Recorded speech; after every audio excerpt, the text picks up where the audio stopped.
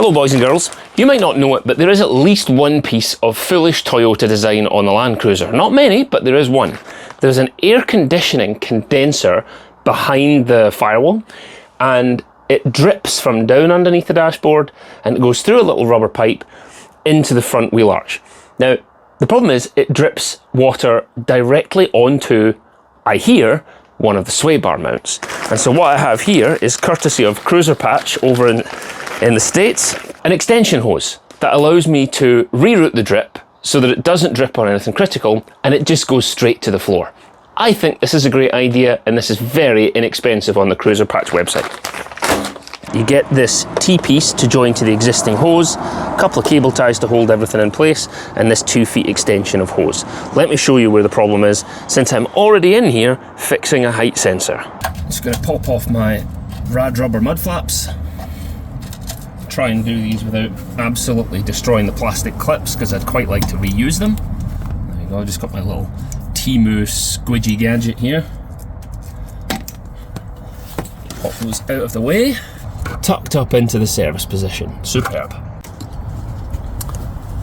Just there on the firewall, behind the starter motor, at least on this 1HD diesel engine, that little doodad is where the water drips from. And it's going to bring it down onto, well, actually, let's go underneath and show you what it drips down onto. Here is the AC drain pipe itself, and in the area we've got these, which I think are fuel lines. We've got brake lines for the ABS system. We've got this, which I think is some sort of pressure regulator maybe. Brake lines which run in the area. This sway bar mount. Ugh, that's manky. Another place the undersealing team forgot to do. We've got a sway bar mount here, which mine's fortunately in good condition, and then we've got the splines for the torsion bars.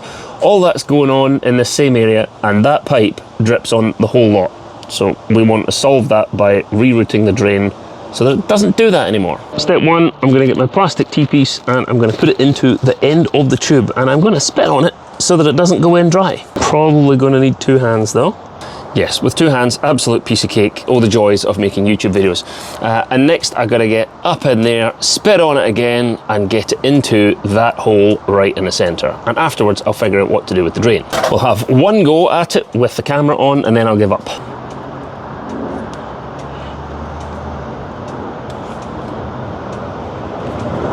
It's going, but I'll give it the old 2-handed treatment. Done. That's in place. And let me show you how far down this hose actually goes, because there's tons of space. It's going to be tricky to see because of all the light, but this hose, when brought down straight, comes all the way down here. It would actually be the lowest point on the vehicle.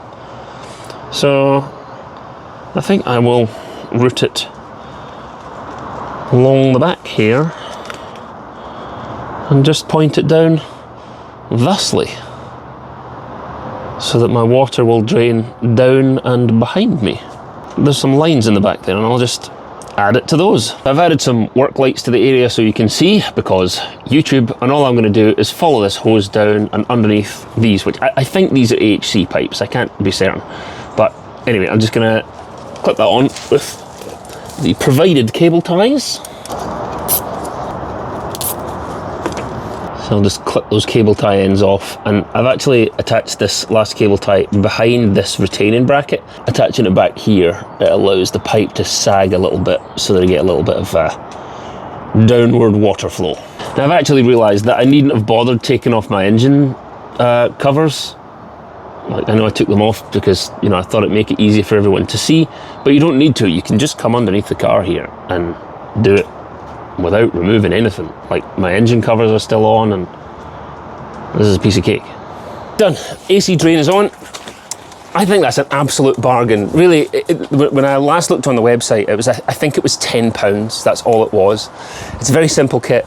You can do it with no tools other than a pair of snips in order to cut your cable ties, if you're fancy. You could leave them at full length, I suppose, if you wanted. 10 quid on Cruiser Patch. I'll leave a link down in the description below. It's the sort of thing where if you're putting in an order anyway, you can just tag it on for 10 quid because you've got a box coming anyway. And if you're not already ordering from Cruiser Patch, you should be. What's wrong with you? Go have a look at the website.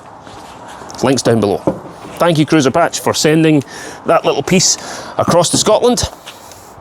No, it's not the easiest country to ship to, but thank you for taking care of it. Right, take care everyone, make good decisions if you can. I'll see you in another video soon, hopefully.